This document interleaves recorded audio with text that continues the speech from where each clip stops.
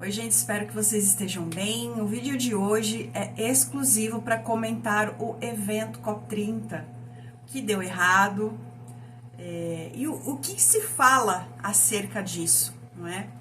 Eu tenho o objetivo aqui nesse canal e nessa playlist de trazer esses conteúdos, não é? Que são relacionados com o que eu faço hoje, né? Então, eu sou uma profissional que trabalha e estuda a sustentabilidade de forma estratégica. Eu sigo com a minha empresa de eventos, com os desafios, né, de empreender com propósito e impacto positivo. E a COP30 é um prato cheio, né, de informações e de conteúdo que será muito relevante para você que também quer entender um pouco mais sobre sustentabilidade e sustentabilidade nos eventos. Espero que vocês gostem do vídeo. O vídeo vai estar dividido em dois momentos. Primeiro eu vou trazer aqui para vocês o que deu errado, e muito errado, dentro do evento em si. É bom deixar claro que eu tô aqui para discutir as questões relacionadas ao evento em si, e não a finalidade do evento, ao que se propõe realmente. E num segundo momento, eu vou também trazer as soluções, algumas coisas que eu achei super legal e que merecem ser replicadas e conhecidas, né, no Brasil, porque apesar de todos os problemas que aconteceram dentro do evento, muito greenwashing sim, tinha muita coisa bacana e muita gente foi para a COP30 com a intenção de aproveitar o espaço para poder apresentar suas soluções e trazer visibilidade para o que realmente importa, as soluções que vão melhorar o futuro das nossas comunidades, da nossa cidade, do nosso mundo. Primeira coisa que eu quero mencionar aqui é que realmente o evento em si, ele foi um péssimo exemplo para uma sustentabilidade que se pretendia alcançar ou comunicar, não é? Eu decidi não produzir conteúdo ao longo da COP30, eu só fui acompanhando algumas pessoas que eu considero relevantes, né? Que estavam lá, e muitas pessoas começaram a me enviar mensagens falando das notícias do evento, né? Os problemas com o lixo, com a alimentação, com as bebidas, com o calor extremo, com a logística. Muitas coisas aconteceram ali dentro que já eram previstas, né? No começo do ano eu fiz um vídeo até falando sobre os problemas da logística do evento, e tudo que se previa realmente aconteceu. Então foi surpresa zero isso acontecer realmente na prática, porque se via já na fase de produção do evento os problemas e a falta de infraestrutura do local escolhido. Esse foi um grande problema, né? Como é que você quer ofertar infraestrutura, comodidade para as pessoas em um lugar, em uma região que não tem isso, né? As obras, muitas delas não foram concluídas, e o contraste que se queria para o evento, no fim das contas, foi possível observar, não é? Tem até essa matéria que eu vou deixar aqui para vocês, que eu achei super bacana, falando sobre isso, né? Que as pessoas de fato foram para a COP30 ali, né, em Belém, e puderam viver e sentir na pele as desigualdades, os problemas climáticos de uma maneira muito real. E as pessoas tiveram que sair do conforto, não é, para poder entender isso na prática.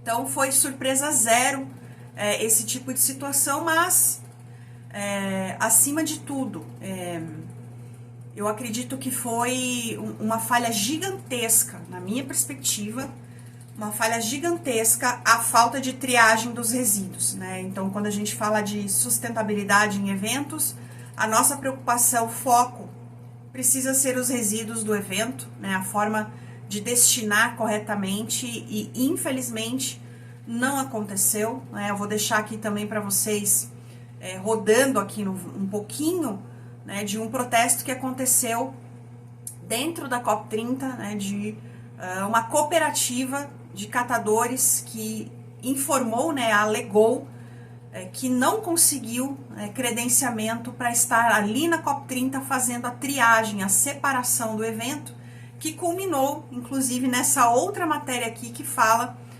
sobre realmente o problema do destino, né, dos resíduos da COP30, em sua maioria, foi para o aterro sanitário, né? Então, assim, uma incoerência total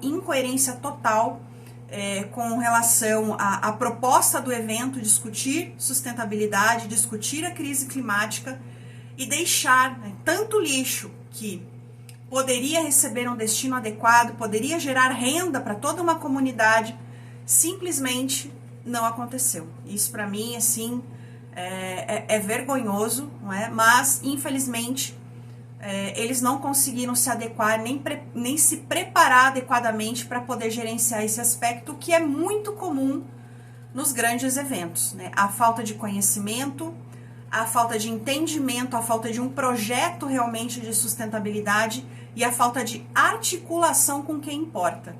Porque o mínimo que se espera, né, o mínimo que eu esperava era uma articulação com as cooperativas da região, com quem realmente pudesse tratar de forma muito melhor do que foi a gestão dos resíduos do evento COP30. O segundo ponto que eu quero trazer para vocês e que eu particularmente achei uma falta de incoerência total, uma falta de transparência e falta total de governança dos players envolvidos, mas eu quero deixar claro que eu entendo a necessidade e é a realidade, né? Os patrocinadores da COP30, eles merecem um capítulo à parte, não é mesmo? Por quê? Ver a Vale sendo uma das principais patrocinadoras do evento, né, ocupando um espaço tão relevante dentro, né, daquele lugar, sabendo que esta empresa ainda deve indenizações para as pessoas que foram vitimadas nos acidentes de Brumadinho, só para falar de Brumadinho, para mim é uma vergonha que não tem tamanho, né? Uma vergonha que eu não sei explicar. Mas, infelizmente, são essas grandes empresas que patrocinam, né, eventos como o COP30. E isso é uma questão, para mim, de falta total de coerência, né, de discurso, de interferência no discurso, de interferência numa narrativa. Só para falar da Vale, a JBS também era uma grande patrocinadora, ocupou um espaço relevante ali dentro, mas é muita incoerência, sabe?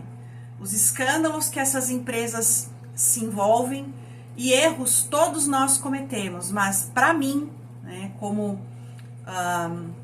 cidadã brasileira, eu acho vergonhoso, né, realmente a Vale ser uma patrocinadora e ela não paga as indenizações, porque para mim ela não tinha nem que discutir isso em justiça, né? Eu vou colocar aqui também a notícia que é recente, em que ainda está tramitando o processo das indenizações de Brumadinho.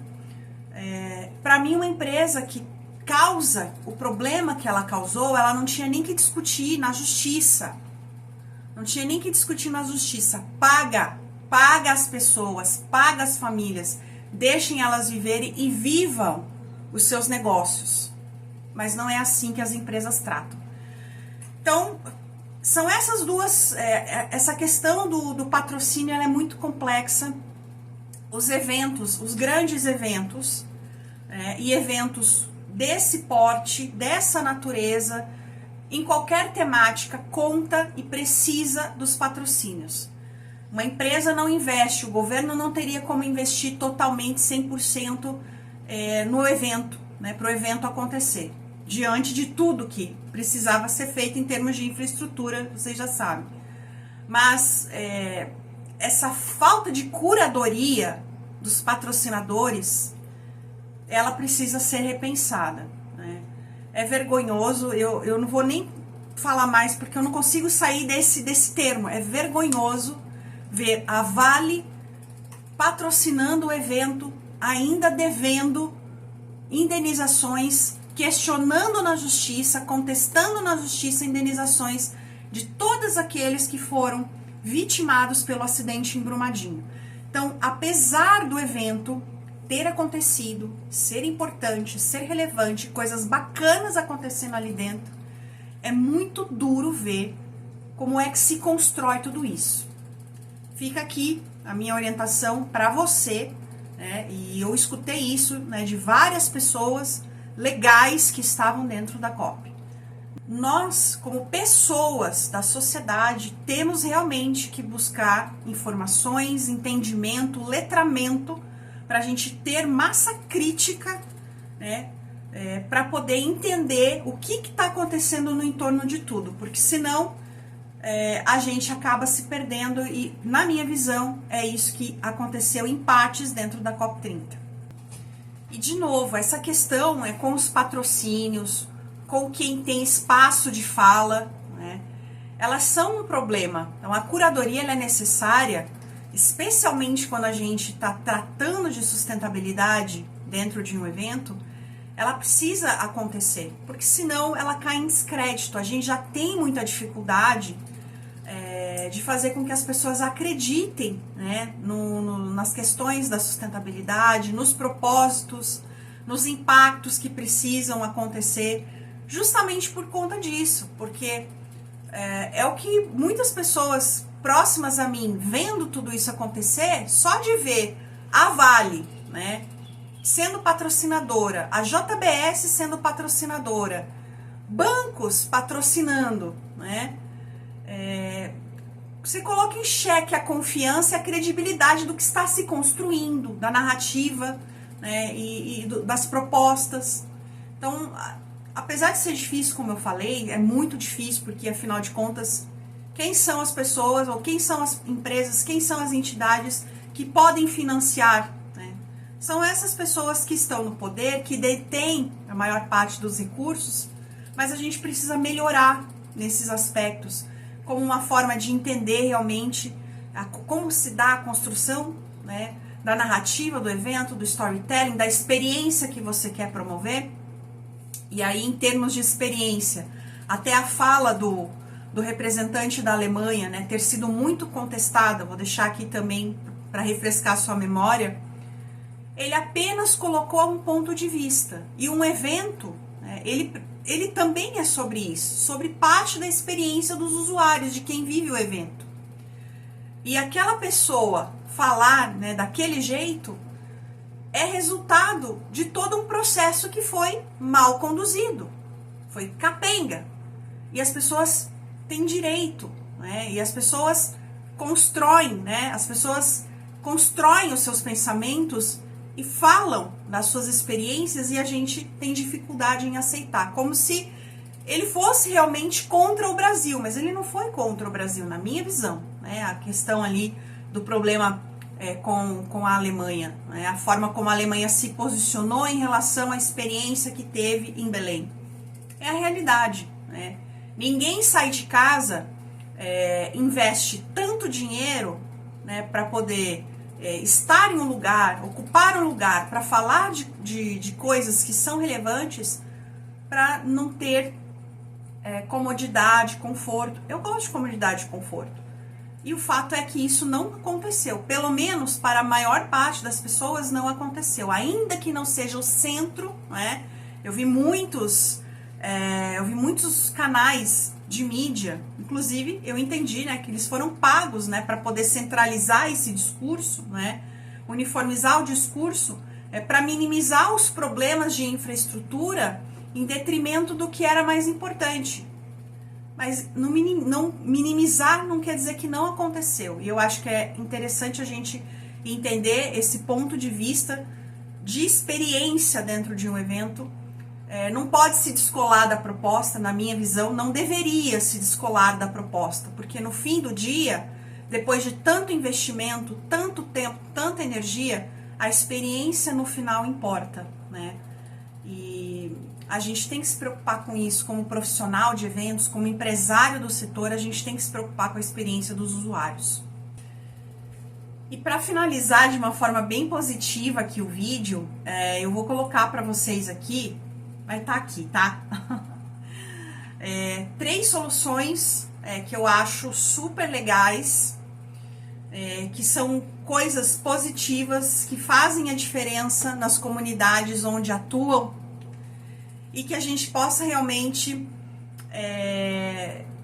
ter oportunidade de replicar, né? A primeira delas, que eu acho sensacional, é o trabalho que a Laluz faz com as camisetas, com produção de camisetas de forma mais sustentável, minimizando desperdícios de tecido, dando destino adequado para o que sobra e que sobra pouco, né, dentro da tecnologia que eles oferecem. É algo que é super importante, né, na área têxtil, na área da moda, que é uma indústria que polui bastante, mas já existem soluções como a Laluz, né, que é uma empresa B, inclusive, e que todo mundo precisa conhecer. Estava lá na COP30 para poder mostrar o que está fazendo para mudar as realidades, para poder ofertar a sua solução, a sua inovação, para que outras pessoas, outras empresas também possam acessar e gerar um impacto positivo aonde estão atuando. A segunda solução que eu acompanhei, eles estavam lá na COP30, eu achei sensacional, é a Ecobarreira.